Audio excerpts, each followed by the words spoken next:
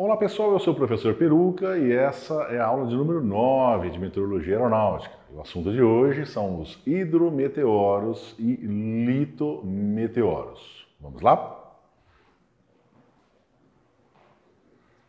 Hidrometeoros, também conhecido como higrometeoros, são fenômenos meteorológicos formados por água que ocorrem pela condensação, congelação ou sublimação do vapor d'água.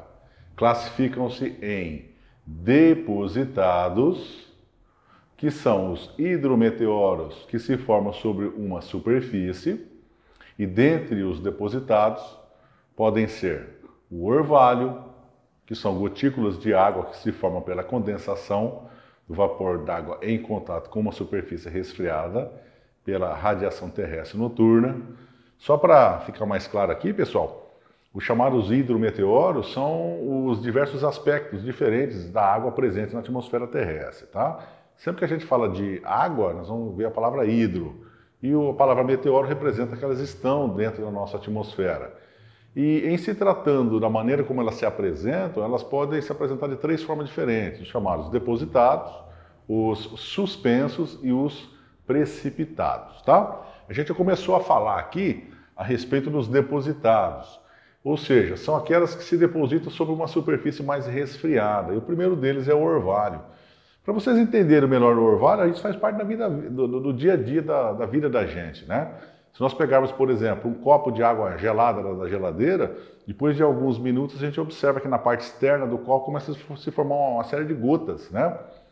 Ou uma garrafa de refrigerante, uma outra garrafa de algum outro líquido qualquer, quando a gente tira ele da geladeira, depois de alguns instantes, aquela umidade toda que fica na parte externa, né, que depois começa a escorrer, aquilo lá que a gente chama de orvalho, tá?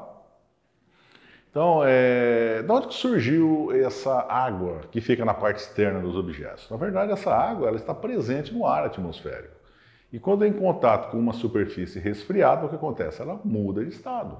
Ela passa do estado gasoso e assume novamente o estado líquido, tá? Então, sempre que houver o processo de condensação do vapor em contato físico com uma superfície qualquer, a gente vai chamar isso aqui então de orvalho. E dentro das três categorias classificatórias que eu propus agora há pouco, elas são enquadradas dentro de hidrometeoros depositados. Na sequência, nós temos a geada.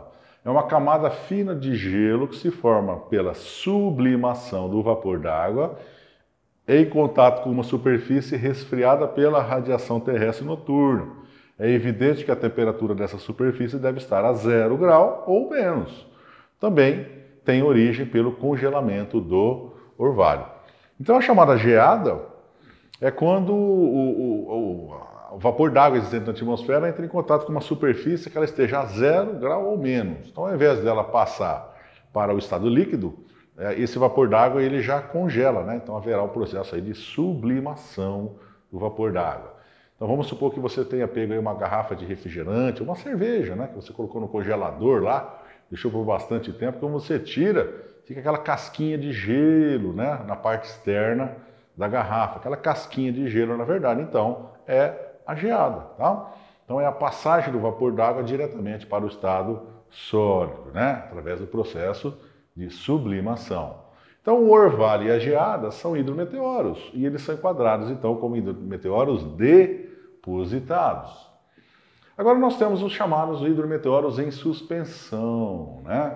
Que são aqueles que flutuam na atmosfera, tais como as nuvens, o nevoeiro, névoa úmida, né? Então isso aqui são chamados hidrometeoros suspensos.